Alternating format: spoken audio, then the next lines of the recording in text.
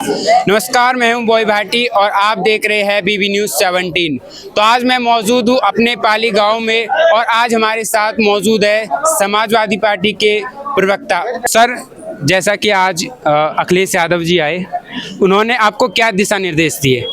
नहीं, आज तो वो निजी कार्यक्रम में आए थे। अपने पार्टी के कार्यकर्ताओं के 4-5 जगह घरों पे गए जी। यहाँ पाली में प्रशांत भाटी के घर पे वो आए थे, उनसे परिवार से मिलने के लिए। आज कोई राजनीतिक कार्यक्रम नहीं था। जी जी। लेकिन राजनीति एक ऐसी कार्यवाही है कि जो हर समय चलती रहती है। जी। कहीं शादी हो, ब्याह हो, खेल हो, कहीं भी कोई मेला हो, त्योहार हो, हर जगह राजनीति की बात होती है। जी। तो कार्यकर्ताओं ने उनसे कुछ दिशा निर्देश भी प्राप्त किए 2024 के चुनाव को लेकर। जी। कार्यकर्ताओं को उत्साहित करके गए कि 2024 की तैयारी करो लोकसभा की और मजबूती से चुनाव लड़ना है। तो जैसा कि 2024 में लोकसभा के चुनाव आ रहे हैं, तो आपकी पार्टी के क्या क्या मुद्दे हैं? देखिए, 2014 में मोदी जी की जब सरकार बनी थी तो मोदी जी ने बड़े बड़े सपने दिखाए थे इस देश को। जी। महंगाई कम कर दूंगा 100 दिन के अंदर। जी। रुपए की कीमत डॉलर के बराबर हो जाएगी। पेट्रोल 35 रुपए लीटर बिकेगा। जी। विदेशों में जमा सारा काला धन ले आऊँगा और सबके खाते में 15-15 लाख डाले जाएंगे। जी। और अपराधियों को राजनीति से बाहर कर देंगे, अपराधीकरण खत्म कर देंगे, कानून व्यवस्था सुधारेंगे, देश का विकास करेंगे। ये तमाम सपने थे। और एक सबसे बड़ा नारा इन्होंने दिया था, सबका साथ सबका विकास। लेकिन एक भी क्षेत्र में वो आगे बढ़ना तो अलग रहा, पीछे गए हैं सब क्षेत्रों में। जी। महंगाई लगातार बढ़ी है। जी। पेट्रोल डीजल के दाम लगातार बढ़े हैं। रुपए की कीमत लगातार गिरी है। जी। स्विस बैंकों में काला धन दुगना हो गया है। जी। अपराधी राजनीति में और ज्यादा बढ़ गए हैं। जी। हालत यह है कि बीजेपी के एक सांसद पर देश की अंतर्राष्ट्रीय खिलाड़ी जो देश की शान है, जो अंतर्राष्ट्रीय खेलों में मेडल लाती हैं, वे आरोप लगाती हैं कि इन्होंने हमारे साथ छेड़छाड़ की और एफआईआर तक नहीं होती, अरेस्टिंग तक नहीं होती उसकी। ऐसी हालत पैदा कर दी है।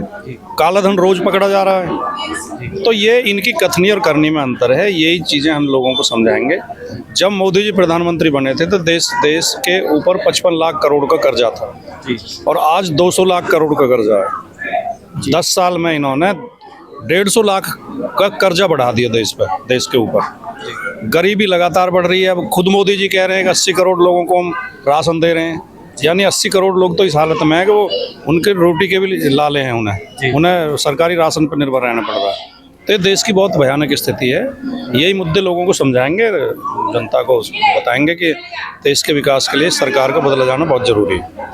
अभी मैं आपको अपने गांव के रास्ते से अवगत कराना चाहता हूं। हमारा गांव का रास्ता जो दादरी की तरफ से पाली गांव तक आता है, वो 5 साल से टूटा हुआ है और आज तक ना ही विधायक जी ने, ना ही अथॉरिटी ने, किसी ने भी कार्रवाई नहीं की है।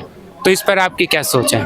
नहीं, पाली गांव एक ऐसा गांव है जिसने इस क्षेत्र के विकास में सबसे बड़ा योगदान दिया है। ग्रेटर नोएडा प्राधिकरण को भी जमीन दी है और जो यहाँ बिजली घर बना हुआ है जिससे पूरे एरिया को बिजली सप्लाई होती है, वो भी पाली की ज़मीन पे बना हुआ है। कंटेनर डिपो बना हुआ है, वो भी पाली की ज़मीन पे बना हुआ है। और अब जो एक रेलवे जो वो बन रहा है कॉरिडोर, उसमें भी पाली गांव की ज़मीन की महत्वपूर्ण भूमिका। इसके बावजूद पाली गांव की उपेक्षा है, मैं भी ये देख रहा हूँ, महसूस कर रहा हूँ।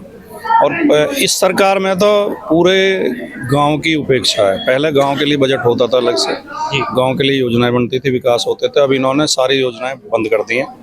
किसान कोटे के जो प्लॉट मिलते थे किसानों को, वो देने बंद कर दिए हैं। अतिरिक्त मुआवजा देना बंद कर दिया और बच्चों को रोजगार नहीं मिल रहा है। तो इन तमाम मुद्दों को हम उठाएंगे और ये पाली गाँव के रास्ते की समस्या तो समाजवादी पार्टी इसको लेकर प्रदर्शन करेगी और अथॉरिटी पर दबाव बना के इसे बनवाएंगे। तो सर, सबसे बड़ा जो मुद्दा है कि हमारी ज़मीन ही गई है, हमारे खेत गए हैं, हमारी ज़मीन गई है और हम ही को नौकरी नहीं मिल रही है अथॉरिटी द्वारा। गांव के लिए जो जो वादे किए गए थे जब नोएडा ग्रेटर नोएडा की स्थापना हुई थी कि हम इनके बच्चों को शिक्षा देंगे, बच्चों को रोजगार देंगे, गांव का संपूर्ण विकास करेंगे और गांव में सेक्टर जैसी सुविधाएं उपलब्ध कराएंगे। और यही कह के इन्होंने हमारी पंचायतें भी खत्म कर दी कि अब गांव में पंचायत की जरूरत नहीं, क्योंकि ये शहर का हिस्सा हो गए हैं। लेकिन ग्रेटर नोएडा के गाँव में एक भी गाँव में सेक्टर जैसी सुविधा नहीं है। स्कूलों में बच्चों को एडमिशन नहीं मिलते, उद्योगों में बच्चों को रोजगार नहीं मिलता और गांव के पानी की लाइन अलग है, बिजली की लाइन अलग है, सीवर की लाइन अलग है। गांव में बारात घर नहीं है, खेल के मैदान नहीं है, गांव के बच्चों को कोई सुविधा नहीं है।